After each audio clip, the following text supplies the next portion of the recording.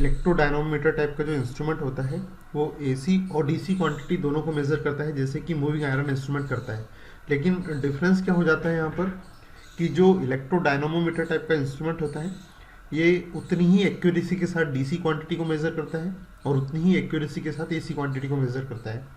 इसलिए जो इलेक्ट्रोडायनोमीटर टाइप का जो इंस्ट्रूमेंट है इसे हम ट्रांसफ़र टाइप इंस्ट्रूमेंट भी कहते हैं, ठीक है। और इसकी जो एफिशिएंसी होती है वो बहुत अच्छी होती है, बिना किसी चेंजेस के एसी और डीसी दोनों के लिए सेम होती है।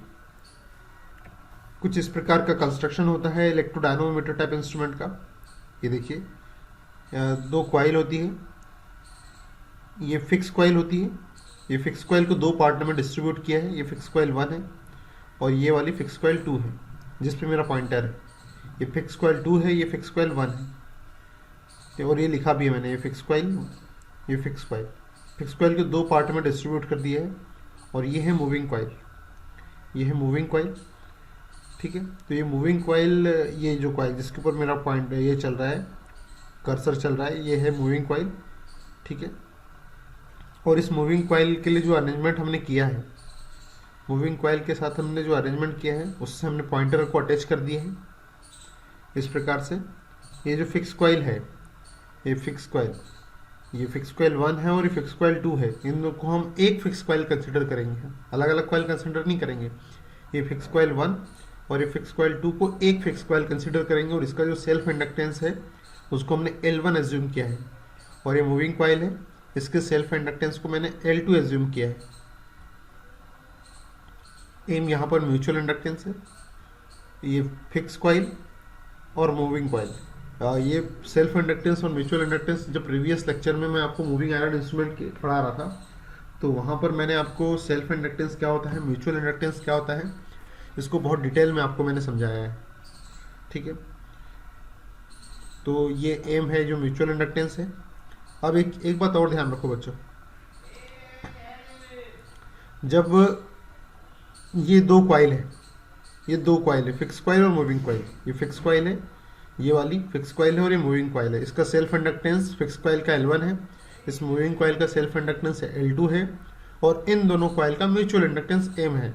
जब आपको L1 हो, L2 हो और M हो तो उस कंडीशन में अगर इक्विवेलेंट इंडक्टेंस आपको निकालना है तो ये फार्मूला है उसका, L1 + L2 + 2M, जहाँ M की जो वैल्यू होती है वो होती है K into under root L1 into L2।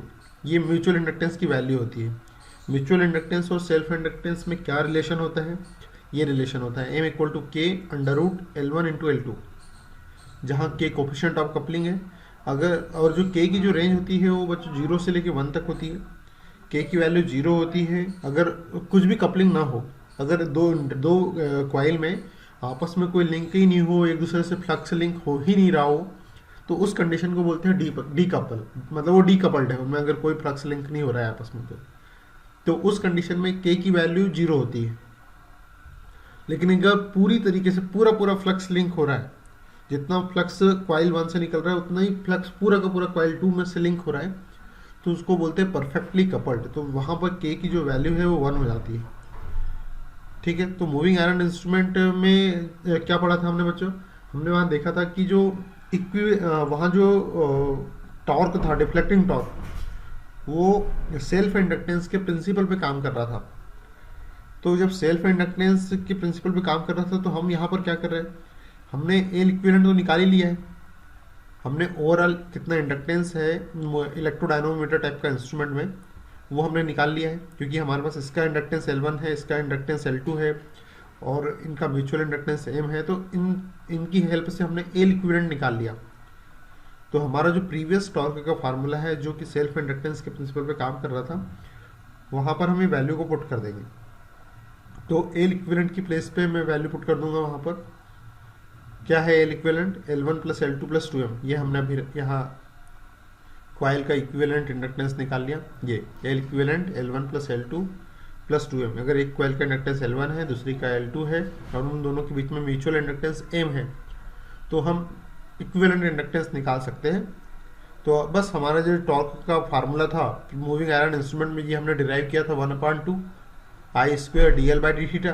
तो L की जगह L इक्विवेलेंट की वैल्यू पुट कर दो आप, तो वैल्यू पुट कर दी मैंने। अब जैसे कि ये जो इंस्ट्रूमेंट है ये म्यूचुअल इंडक्शन के प्रिंसिपल पे काम कर रहा है, इसलिए L1 और L2 ये हमारा कांस्टेंट रहेंगे, ये हमारा वेरिएबल रहेगा क्योंकि इसी के प्रिंसिपल पे काम हो रहा है। तो 1/2 L1 का इंटीग्रेशन क्या हो जाएगा 0, L2 का इंटीग्रेशन L1 का डिफरेंशिएशन 0 और L2 का डिफरेंशिएशन 0 हो जाएगा क्योंकि ये कांस्टेंट टर्म है। 2 मेरा बाहर आ जाएगा, 2 बाहर आ गया, ये dm/d थीटा हो जाएगा। इसको और सिंप्लीफाई किया तो मेरे पास ये टॉर्क का इक्वेशन आ गया, deflecting torque equal to I² dm/d theta. ठीक है, या फिर हम इसको इलेक्ट्रोमैग्नेट मूविंग कॉइल इंस्ट्रूमेंट, नहीं रहने दो बच्चों इसको अभी। ठीक है, ये हमारा डिफ्लेक्टिंग टॉर्क का डेरिवेशन आ गया। यहाँ पे क्या है, deflecting torque proportional to I² आ रहा, मतलब जो ये I² मतलब ये AC पे भी काम कर सकता है, DC पे भी काम कर सकता है, क्योंकि अगर नेगेटिव सप्लाई होगी तो उसका स्क्वायर होगी फिर पॉजिटिव हो जाएगी। इसलिए हम बोल सकते हैं कि ये जो इलेक्ट्रोडायनोमीटर टाइप का इंस्ट्रूमेंट है ये AC और DC दोनों के लिए काम करेगा। देखो बच्चों, एक स्टडी स्टेट कंडीशन में क्या कंडीशन बनती है टॉर्क की, एक मिनट में वो बता देता हूँ आपको। स्टडी स्टेट कंडीशन छोड़ कैसे दिया यार। हाँ, ये देखो बच्चों, स्टडी स्टेट कंडीशन में क्या हो रहा है, स्टडी स्टेट कंडीशन का मतलब क्या होता है, उसको इक्विलिब्रियम कंडीशन भी बोलते हैं। क्या होता है, हमारा पॉइंटर घूम रहा है तो हमारा पॉइंटर हम जहाँ चाहते हैं वहाँ रुक जाए, हमारा पॉइंटर हम जहाँ चाहते हैं वहाँ रुक जाए, उसके लिए क्या होना चाहिए कि ये कंट्रोलिंग टॉर्क लगता है। जब डिफ्लेक्टिंग टॉर्क और कंट्रोलिंग टॉर्क आपस में बराबर होते हैं तब जाके हमारा पॉइंटर एक जगह पे रुकता है, तो उसी को स्टडी स्टेट कंडीशन बोलते हैं, deflecting torque equal to controlling torque. और हमें पहले पढ़ चुके हैं कि कंट्रोलिंग टॉर्क क्या होता है, KC/थीटा होता है, ये हमें पता है बहुत अच्छे से। डिफ्लेक्टिंग टॉर्क हमने ये डिराइव किया I² dm/d थीटा, तो यहाँ से थीटा की वैल्यू हो जाएगी, तो जो थीटा है वो प्रोपोर्शनल टू I² है। ठीक है, थीटा जो है वो भी I² के प्रोपोर्शनल है, तो उससे भी दो चीज़ क्लियर हो रही कि AC और DC दोनों पे काम करेगा। और दूसरी बात, जो स्केल होगी हमारी वो नॉन यूनिफॉर्म होगी, स्केल हमारी यूनिफॉर्म नहीं होगी क्योंकि जो एंगल है, जो स्केल का मूविंग एंगल है ये करंट के स्क्वायर के प्रोपोर्शनल है। ये दिक्कतें यहाँ पर आ रही है, इसलिए इस इंस्ट्रूमेंट की जो स्केल होगी वो भी नॉन यूनिफॉर्म होगी। अब यहाँ पर देखो एक कुछ पॉइंट, बहुत इंपॉर्टेंट टॉपिक है।